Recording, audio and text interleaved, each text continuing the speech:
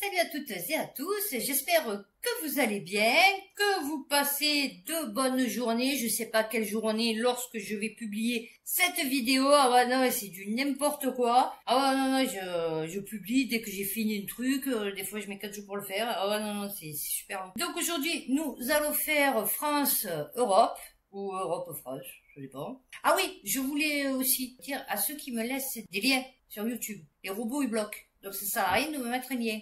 Donc tant mieux, merci si c'est pour moi, mais du coup ça va pas être partagé parce que et aussi il y en a un qui m'a laissé un commentaire pour mettre sa propagande de Asselineau. Alors perso je m'en fous parce que bon, c'est un message correct, machin et tout, tant mieux s'il croit que Asselineau va lui sauver la vie. Mais moi je répète, je suis apolitique, partisan. Et tu me laisses ça ou autre chose, c'est pareil que ce soit Philippot, Asselineau, les présidents youtubeurs, tu vois, voilà, les présidents du net, c'est en fait. Donc bon, moi je suis pas trop voilà, je suis pas trop politique, hein, vous savez que moi je suis pas trop grand chose, hein. Donc aujourd'hui nous allons faire France-Europe, parce que beaucoup d'articles. Donc je vais en faire des récents et je vais en faire des anciens et je vais survoler certains parce que du coup on va pas non plus s'apesantir sur certaines choses qui sont maintenant en 2024 évidentes. Ah ouais non. Bon ben du coup on va commencer par France. Non, j'aime bien parce que les Français ils aiment pas les immigrés. Les entrepreneurs, les agriculteurs et tout, tu vois, ils aiment pas trop les immigrés, tu vois, ils aiment pas, voilà. Mais par contre, là, face aux difficultés de recrutement, ce maraîcher normand embauche des travailleurs étrangers, pardon. Ouest France, dans la Manche, le maraîchage est pourvoyeur d'emploi, mais pas pour les Français. Ah oui, non, parce qu'ils veulent pas le faire. Eh ouais, c'est trop fatigant et trop mal payé. Tout au long de l'année et particulièrement en saison estivale. Oui, bon là je sais, on est au mois de septembre, mais bon, voilà. Il y a encore les vendanges, machin et tout, donc ça peut fonctionner sur un autre moment chronologique de la time-lapse, tu vois, voilà. Notre département détient un faible taux de chômage et on paie les décennies de tous au bac. Eh ouais, trop d'intellectuels en France. Faites ce que je dis, mais faites pas ce que je fais. Ah ouais, non, mais parce que... On va basculer sur du Marseille. Ouais, non, parce que j'ai du Marseille. Donc on va pas non plus s'apesantir sur le sujet. Le Figaro, les urgences de l'hôpital Nord de Marseille infestées de punaises de lit. C'est bien. Ça c'est comme le jour où ma fille est rentrée à la Timone. Bon déjà on avait attendu, je l'ai raconté plein de fois cette histoire, mais je la répète parce que du coup il faut le vivre. Donc j'ai attendu 6 heures, ma fille dans les bras en train de se faire des crises d'asthme. Le mec il est venu, le docteur on l'a trouvé au bout de 6 heures. Il m'a dit qu'elle faisait une infection urinaire. Ok. Finalement, au bout de 6 heures, quand ils ont vu qu'elle était à moitié morte dans mes bras, ils ont décidé d'en monter en chambre. Ils me l'ont pris des bras, ils lui ont mis les perfusions quand elle était revenue. J'ai vu qu'elle avait pleuré, puisque du coup, voilà. Donc normalement, on fait pas ça. On n'enlève pas un enfant des bras de sa mère pour lui poser une perfusion. On le fait devant elle, mais ils ont dû y aller comme des sauvages.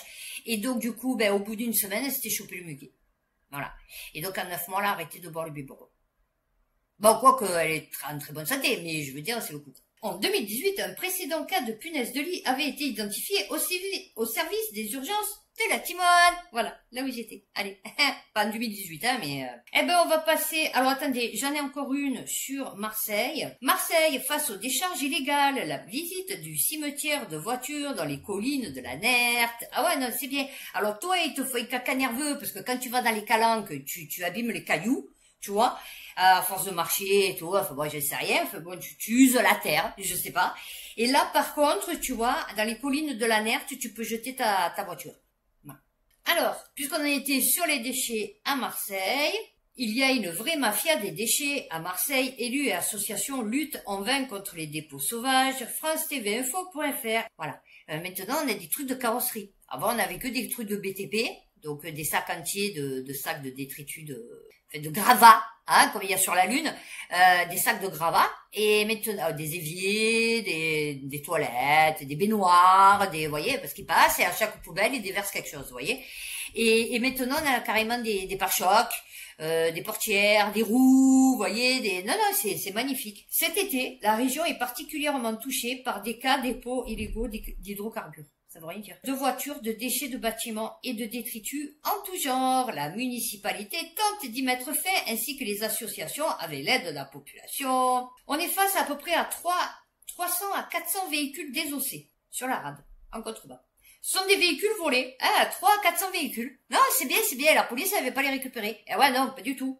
Ils prennent tout ce qu'il y a à prendre et après ils les découpent et ils les jettent ici. Ah ben peut-être il y aura la voiture de ma formatrice parce qu'on lui a volé il y a un mois.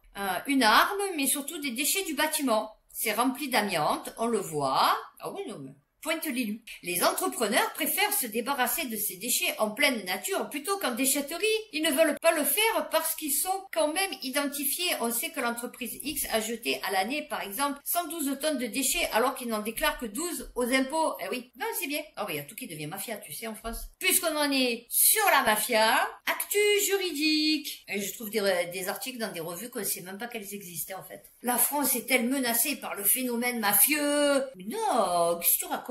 Gouvernement, non, pas du tout. Dans les cités, pas du tout. Non, non, non, non. Dans la fonction publique, pas du tout. Non, non, pas du tout, pas du tout. Définir la mafia, ce phénomène par définition occulte et fuyant. Ah ouais, non, on les a sous les yeux, tous les jours. Souvent farci d'un folklore qui cache tout et n'explique rien, a toujours été difficile. Ah ouais, non, c'est sûr. Eh ben, moi, mon père, il connaissait la famille Guérini. Et il connaissait la famille Graziani aussi. La famille Graziani, moi, bah, pour ceux qui connaissent, ou ils chercheront. Et moi, en fait, je fréquentais sa petite fille. Voilà, nous fûmes les guépards, les lions, ceux qui nous remplaceront seront les chacals et les hyènes. Eh ouais. Ouais, mais là, tu nous parles de la mafia en Sicile, monsieur, aux États-Unis. Voilà, reviens. En France, le trafic de stupéfiants fait vivre 120 000 personnes. Lol, c'est une blague. Mon Dieu, ces auteurs de livres. Qu'est-ce qui devrait venir vivre ici? Et il verrait que, franchement, ça fait pas vivre 120 000 personnes en France. Ça fait vivre 120 000 personnes et rien qu'à Marseille. Voilà, non, je t'explique. Ouais, non, je t'explique. Mon Dieu. Qu'est-ce qu'ils sont loin de la vérité et de la vie réelle. Ah ouais, non, non, non. C'est pour ça, moi, ça me fait rire quand je vois ça. Parce que je me dis, putain, mais franchement, ils vivent dans un autre monde, les mecs. RMC, croix gammée, salut nazi, jeu de guerre avec les enfants, un stagiaire BAFA suspendu. Non, c'est bien la génération qui est chargée d'éduquer nos gosses. Ouais, parce qu'on n'est pas capable. Du coup, ça s'appelle l'éducation nationale. Parce que toi, tu n'es pas capable d'éduquer ton minot. Donc, c'est pas d'instruire, c'est d'éduquer. Et donc, eux, ils le font à ta place. Voilà. Un stagiaire BAFA d'un centre de loisirs de Saint-Bonnet en Champsus-Sort dans les Hautes-Alpes a été suspendu après avoir inscrit une croix gammée sur le front d'une fillette ou encore appris le salut nazi aux enfants. C'est bien. Ben là, ils se mettent dans le contexte ukrainien. Tu vois, là, c'est pour les préparer à leur future guerre. Tu vois, voilà, dans quelques années. Eh ouais. Quand ils vont se battre contre le nazi russe. Ah ouais, non, parce que les Russes, c'est des nazis. Pendant presque un mois, ce stagiaire BAFA, originaire de Gap, participe à la vie du centre de loisirs et certaines de ses activités soulèvent l'inquiétude de la direction. Des activités sportives, dehors, sous la chaleur pour endurcir. Oui, c'est ça. Des combats de boxe sans équipement de protection. Ah, des jeux de guerre aussi. Ah bah oui, c'est sûr. Mais surtout un atelier maquillage où il dessine et le croix sur le front d'une fillette. Bon, écoute, ça devait bien lui... Elle devait avoir un gros front. Ah ouais, là, parce que du coup... Et puis l'apprentissage du salut nazi. Ah oui, pour bien le faire. Ah bah oui, attends, après, pour être recruté là-bas, dans les trucs ukrainiens, il faut bien savoir le faire. C'est d'ailleurs ce geste, réalisé par un enfant devant la directrice du... Ah oui, non, parce que sinon, il l'aurait jamais su. Nos enfants, ils sont en sûreté. Enfin, vos enfants, parce que du coup, moi, je n'ai pas. Enfin, moi, les filles sont grandes, donc je m'en fous. Allez, on va faire une Nouvelle-Calédonie, ça va changer un peu. C'est pas de l'Europe, mais bon, c'est de la France, mais c'est pas de la France non plus, donc voilà.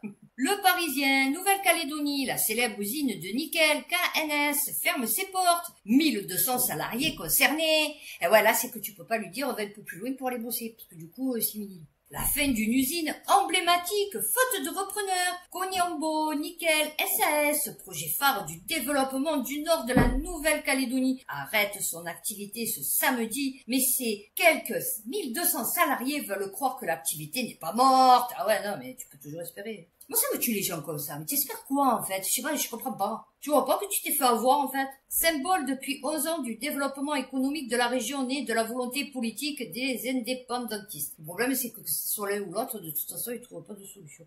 Et non, parce qu'ils sont sur une île. C'est compliqué. Ouais, non, les îles, c'est compliqué. Franchement, les îles, c'est compliqué à gérer. Ouais. Depuis le début des travaux de construction en 2007, KNS a accumulé une dette abyssale de plus de 13 milliards d'euros. Comment tu fais? Faire une dette abyssale de 13 000. Tu fais pas un plan? Non, parce que nous, ils nous cassent les bonbons, la banque. Tu as vu, quand tu veux ouvrir un petit magasin, que tu as les fonds, ils te cassent les bonbons quand même, parce que pour te faire, tu vois, l'échiquier, le code pro, machin et tout. Et là, le mec, il construit une usine. Donc, sûrement qu'il y a du nickel, enfin, je suppose, parce que c'est une usine de nickel. Et le mec, il se fout 13 milliards d'euros de dette.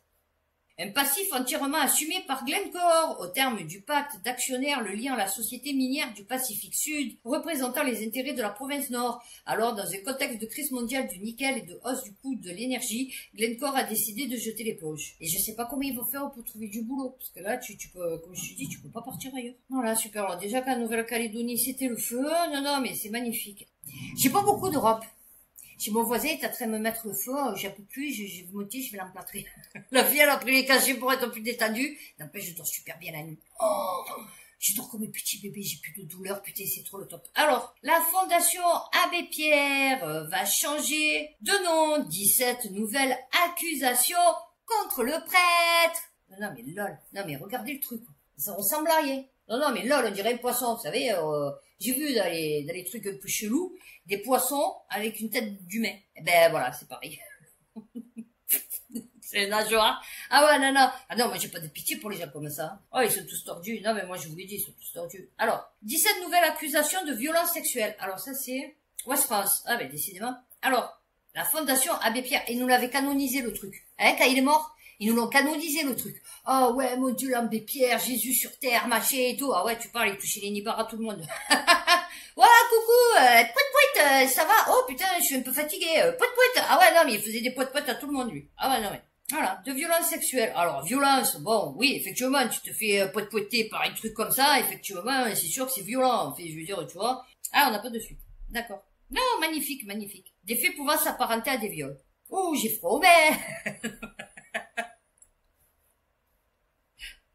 Non, je rigole, mais c'est pas rigolo pour celles qui l'ont subi, mais je veux dire, bon voilà, on en est là, que les mecs, putain, quand l'abbé Pierre il est mort, putain, nous en ont fait des jours et des jours, ça c'est comme Johnny Hallyday, une espèce de complètement défoncé, alcoolique et tout, quand il est mort, mon Dieu, on aurait dit que t'es mort le Bouddha. Tu vois, ouais, non. Mais écoutez, puisque j'ai de l'Europe, j'en profite. Le monde, en Bulgarie, les gardes frontières de Frontex contraints de fermer les yeux face aux abus. Alors, de l'Agence européenne des frontières révèle les pressions exercées par les gardes frontières bulgares sur leurs homologues européens pour ne pas signaler des violences et des expulsions illégales de migrants à la frontière turque. Ouais, c'est bien. Il m'a regardé dans les yeux et attiré. Je n'ai pas pu voir son visage car il portait un masque noir. Mustapha, son prénom a été modifié. Ça me fait toujours délirer. Mais on s'en bat les bonbons, comment tu veux qu'on le retrouve, le mec? Se souvient avec effroi de sa rencontre avec un policier bulgare au début du mois de mai. Après 6 jours d'errance dans les forêts turques, ce jeune Syrien de 15 ans avait enfin réussi à franchir, avec 18 lunes, à franchir la frontière bulgare. Mais l'espoir a été de courte durée. Au bout de quelques heures de marche, le groupe d'une vingtaine de migrants avec lequel il voyageait a été intercepté par une patrouille des gardes frontières. Ils ont commencé à tirer partout, pas en l'air, mais sur nos pieds. Ah ouais, t'as qu'à faire. Une fois, intentionnellement, dans ma jambe, et 2 fois près de mes jambes. Bon, fait plutôt dit dans ma jambe, parce que du coup, 2 fois près de tes jambes, on s'en fout, vu que maintenant, tu n'as plus qu'une jambe. Lui-même visé par 3 balles non létales, alors qu'il... Ah ouais, comme les Japonais, quand ils coupent les ailerons des roquets, c'est pareil. Ah ouais, non, et après, ils te remettent le roquet dans l'eau. Ah ouais, c'est magnifique, ouais. Le truc, ça devient une torpille, tu vois, ouais, non, c'est bien. Non, c'est pas rigolo. Non, parce que le mec, il se défend, il dit, oui, j'y ai tiré dans la jambe, mais bon, parce que le mec, il a voulu me tuer avec une pierre. Ah ouais, non, c'est sûr. Bah, du coup, il est dans le plus grand centre d'accueil de réfugiés du pays. Je veux porter plainte contre la police. Réduire les agents de Frontex au silence. Oh bah oui, c'est sûr. Des fois, je me dis, putain, heureusement que je suis pas dans un pays étranger, un clando, un machin, un truc, quelque chose. La vérité, ça doit être la misère, en fait. On va faire celui-là, l'Allemagne. Allemagne, des projets de compensation carbone avec la Chine arrêtés pour fraude présumée. RFI, avoir bloqué la délivrance de certificats climatiques. Bonjour, je suis un climat sec et tempéré. Est-ce que je peux venir dans votre région? Ouais, non, en Allemagne. Ouais, non, parce que là, je viens de la Chine. À plusieurs entreprises impliquées dans un possible mécanisme de malversation sur des projets de réduction des émissions polluantes à Chine. Ah, c'est sûr. La compensation carbone, ouais. Bah, tu sais, ça fait longtemps, que ça existe, ça. La mafia de la compensation carbone. Il y a tout, de toute façon, dans chaque fois que vous allez mettre en place un truc, de toute façon, il y aura toujours, c'est comme ça marche par deux. Il y aura toujours le truc mauvais qui va se greffer dessus. C'est obligatoire. On va finir, parce que, par cette note fort sympathique, les JO, cet engouement, cette solidarité gratuite, tu vois, cet amour pendant les Jeux. Et puis tout s'est bien passé, Vous avez remarqué sur toutes les chaînes, même sur YouTube, tout le monde était content parce que tout s'est bien passé. Des gangs sud-américains spécialisés et organisés ont sévi pendant les JO. Ah ouais, non, c'est bien. Bah, ils étaient pas trop au courant, hein, tous. Ouais, non. Alors, ça c'est le Figaro. Organisé en bande de 3 à 5 individus spécialistes du vol à la tire, ils ont particulièrement visé les touristes étrangers, principalement dans les transports en commun ou les hôtels. Non, non, là où c'était barricadé, non. Ils avaient les QR codes, non. Par contre, quand tu sortais de là, c'était la jungle, tu as vu. Une proportion importante d'interpellations de ressortissants sud-américains venus notamment du Chili, d'Équateur, du Pérou et de Colombie, parmi l'ensemble des mises en cause dans des vols durant les JO. Oh, j'ai pas des Bougnoul et des Bamboula? C'est pas Mohamed et Mamadou? Oh, mon Dieu, qu'est-ce qui ça? Ah ben là, c'est pour ça qu'on en a pas parlé. Eh ouais, c'est pour ça que là, hommes et femmes âgés de 30 à 50 ans, spécialistes du vol à la tire, ils ont particulièrement visé les touristes étrangers. Ok. Non mais j'aime bien parce que dans l'article, ils vous répètent 15 fois les mêmes phrases. Alors, ces associations très mobiles et liées à des organisations criminelles internationales et spécialisées dans la délinquance d'appropriation. Enfin oui, du vol quoi.